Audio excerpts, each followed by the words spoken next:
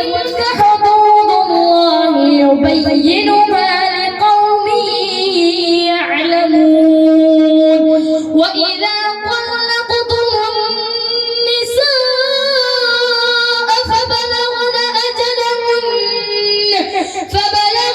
أجلهن فأمسكوهن بمعروف أو سرحوهن بمعروف ولا تمسكوهن ضرارا لتعتدوا ومن يفعل ذلك فقد ظلم نفسه.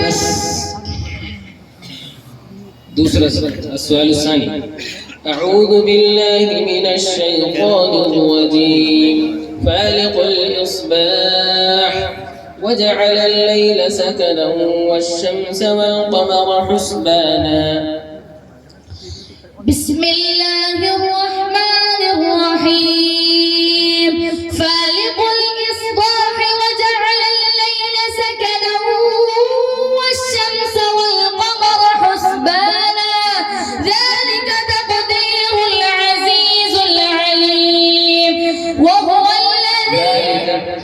ذلك تقدير العزيز العليم. ذلك تقدير العزيز العليم وهو